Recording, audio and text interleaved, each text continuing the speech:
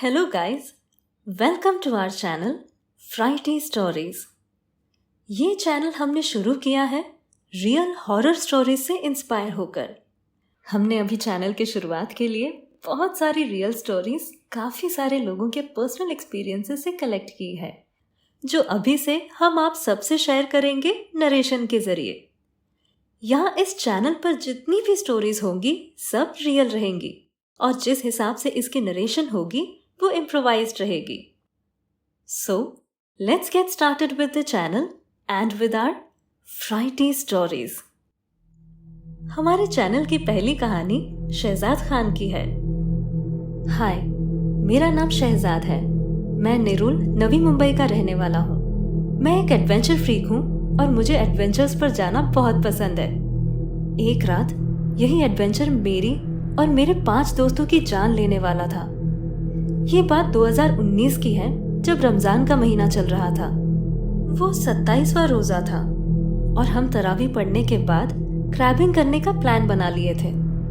क्रैबिंग का स्पॉट भी ऐसा था जहां अकेले जाने की किसी की भी हिम्मत ना हो। ये जगह नेरुल, नवी मुंबई के NRI कॉलोनी के पीछे की है। ये पूरा मैंग्रोव जंगल जैसा इलाका है और यहाँ के लोगों का मानना है कि यहाँ बहुत सारी डेड बॉडीज पहले मिल चुकी है। जहां हम क्रैबिंग करने गए थे वहां पिच ब्लैक अंधेरा था। हम 3 बाइक्स पर पूरे 6 लोग गए थे। हमने वहां पहुंचते ही तीनों बाइक्स की लाइट शुरू रखी थी और टॉर्च की लाइट से वहां क्रैबिंग कर रहे थे। बिना लाइट के तो वहां मानो जैसे काला घोर अंधेरा हो। हम वहां कुछ 10:30 के करीब पहुंचे थे। हमें क्रैबिंग करने बहुत मजा आ रहा था क्योंकि हमने 2 गोनी क्रैब्स पकड़ लिए थे। वक्त कहाँ निकल रहा था मजे मजे में समझ ही नहीं आ रहा था। यहाँ तक तो सब अच्छा चल रहा था। फिर मेरे एक दोस्त ने बहुत बड़ी गलती कर ली। उसने पास में एक पेड़ पर जाकर पेशाब कर दी। जब वो पेशाब कर रहा था तो उस पे कोई पीछे झाड़ियों की साइड से पत्थर मारने लग गया। उसे लगा कि हम में से कोई उसे पत्थर मार रहा है मस्ती मजाक में, और वो वहां से गालियां देने लग गया।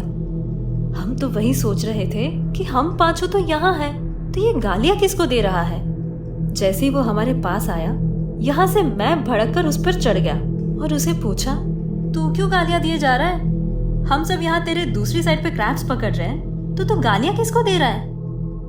उसने पीछे झाड़ियों की साइड उंगली से इशारा करके कहा, यहाँ से कोई मुझे पत्थर मार रहा था।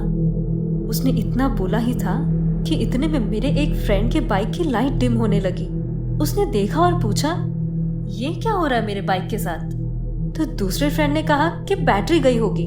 तो उसने भड़क के कहा, अरे अभी अभी तो सर्विसिंग कराई है मैंने अपनी बाइक की और बैटरी भी नहीं लगवाई है। वो दोस्त बाइक देख ही रहा था और इतने में जोर जोर से हवा चलना शुरू हो गई। सारे पेड़ हिलना शुरू हो गए थे और पूरी जगह ठंडी हो गई। आप लोग मानोगे नहीं, तब मई की गर्मी का टाइम शुरू था और जैसी हवा शुरू हुई तो मानो जैसे हम मनाली आ गए हो। इतनी ठंडी लगना शुरू हो गई थी। ऊपर से पेड़ों में बैठे कौवे भी काव काव करने लग गए थे। इतना काफी ही था हमें डराने के लिए कि इतने में एक औरत की हंसने वाली आवाज शुरू हो गई। मेरे 2 दोस्त तो वहीं से एक बाइक शुरू करके भाग गए। बचे हम 4। मेरे जिस दोस्त की बाइक की लाइट बंद हो गई थी, उसकी बाइक ही शुरू नहीं हो रही थी और वो डरावनी आवाज हमारे चारों ओर घूमने लग गई थी। मैंने टाइम देखा तो 12 बजने में बस 3 मिनट बाकी थे। हम सबको लगने लग गया था कि अब हम में से कोई बचने वाला नहीं है, जैसे मूवीज में दिखाते हैं। हमारे तो सामने ये सब हो रहा था। मन तो मेरा भी कर रहा था कि बाइक लेके जान बचाकर भाग जाओ, बात के बाद में देख लेंगे बाकियों का। पर मेरे 2 दोस्तों को छोड़ना मैंने लाजमी नहीं समझा, जिनकी बाइक ही शुरू नहीं हो रही थी। मुझे पता था ये चुड़ैली थी जो हमें जाने देने वाली नहीं थी वहां से। मैंने जोर जोर से आयतल कुर्सी पढ़ना शुरू कर दिया और मेरे फ्रेंड की बाइक को टोचन मार मार के जितना जल्दी हो पाए उतना जल्दी भगा के आगे तक ले गया। मेरे पीछे जो बैठा था वो तो डर के मारे बेहोश ही होने वाला था। वो आवाज हमारा पीछा ही नहीं छोड़ रही थी।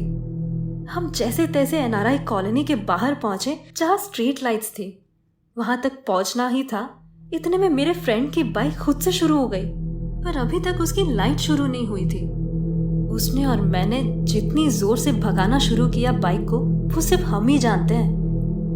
दूसरी बाइक के पीछे मेरा वो दोस्त बैठा था जिसने झाड़ पे पेशाब की थी। उसे तो पकड़ ही लिया था उस चुड़ैल ने पीछे से। उसका ये कहना था कि उसने उसकी कमर पकड़ रखी थी। उसके दोनों हाथ उसके कमर पर महसूस हो रहे थे। वो चिल्लाई जा रहा था, छोड़ मुझे, छोड़, माफ कर दे मुझे, मैं वापस ऐसा कभी नहीं करूंगा। उसकी कमर पूरी तरह सुन्न हो गई थी, जैसे कि किसी ने बर्फ के गोले उसके कमर पर रख दिए हो। उस चुड़ैल के हाथ लगते ही इतनी ठंडी लगने लग गई थी उसे। मुझे कुछ समझ ही नहीं आ रहा था कि ये ऐसा क्यों बोले जा रहा है बार बार। वो उसे खींचना चाहती थी पीछे, पर खींच नहीं पाई, शायद इसलिए क्योंकि उसने गले में तावीज पहन रखी थी। उस चुड़ैल के हंसी की आवाज जा ही नहीं रही थी पीछे से।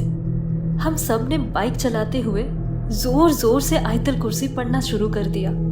इतने में उसकी आवाज धीमी धीमी होना शुरू हो गई। जिस दोस्त की कमर उसने पकड़ रखी थी, उसने उसकी कमर भी छोड़ दी। एनआरआई कॉलोनी के बाहर से पाम बीच रोड शुरू होता है। वो 12 बजने के बाद का टाइम था, तो रास्ता हमें खाली ही मिला। हम जी जान से स्पीड की परवाह किए बगैर बाइक भगा के भाग गए। चारों सही सलामत आ गए और नेरुल के फायर ब्रिगेड के बाहर हमें वो दोस्त मिले जो पहले ही भाग गए थे। उन्होंने हमें पूछा, क्या हुआ, कुछ हुआ तो नहीं तुम्हें? मैंने बाइक से उतरते ही उनको गालियां देना शुरू कर दिया कि देख ली तुम्हारी दोस्ती, मुश्किल टाइम आने पे सबसे पहले भाग जाओगे तुम भगोड़ो। तो उन्होंने कहा, हमें कुछ समझ ही नहीं आ रहा था कि हम करें क्या। उसकी आवाज थी ही इतनी भयानक। वो हंसी अभी भी कानों में गूंज रही है हमारे। हमने उन्हें बताया कि हमारे साथ क्या क्या हुआ। हम में से कोई भी घर जाने की हिम्मत नहीं कर रहा था। तो एक दोस्त ने कहा, चलो मस्जिद जाते हैं, वहाँ एक मौलाना को मिलके बताते हैं कि हमारे साथ क्या क्या हुआ और आगे क्या कर सकते हैं। तो हम 6 लोग सीधा नेरुल के सेक्टर 15 में आने वाली जमा मस्जिद गए। वहाँ एक मौलाना मिले। हमने उन्हें सब बताया कि हमारे साथ क्या क्या हुआ। उन्होंने हमें दुआ पढ़ा हुआ पानी फूंक के दिया पीने को और कहा, इसे एक बुरा सपना समझकर भूल जाना, वो चीज तुम्हारे पीछे नहीं आएगी। और जाते जाते उन्होंने ये भी कहा कि तुम सब नसीबदार हो, आज 27वें रोजे की बड़ी रात है, इसलिए तुम सब बच गए। आज बड़ी रात नहीं होती तो या तो तुम सब मर जाते या तो तुम में से एक के शरीर में वो घुस जाती। शुक्र अदा करो कि तुम सब बच गए। हम फिर पानी पी के चले गए मस्जिद से। सुबह होने तक हम सब साथ ही थे। हम में से कोई भी घर नहीं गया। क्या करें, हमारी हिम्मत ही नहीं हो रही थी घर जाने की। इस बात को 2 साल हो गए हैं। उस रात के बाद तो हम में से कोई भी वहां पे नहीं गया है। मेरी स्टोरी अगर एनआरआई कॉलोनी में रहने वाले या इसके आसपास रहने वाले सुन रहे हैं तो प्लीज इसे मजाक मत समझिएगा और रात के वक्त वहां जाने का सोचिएगा भी मत। हमें ही पता है कि उस हंसी की आवाज से निकलना कितना मुश्किल था। उस रात को हम पर क्या बीती है और कैसे ही करके हम वहां से निकल आए हैं जिंदा। अगर आपके साथ भी कोई फ्राइडे स्टोरी घटी हो तो आप अपनी स्टोरी हमें मेल कर सकते हैं। मेल आईडी है frightenstories1606@gmail.com। लिंक डिस्क्रिप्शन बॉक्स में दी गई है। Thank you.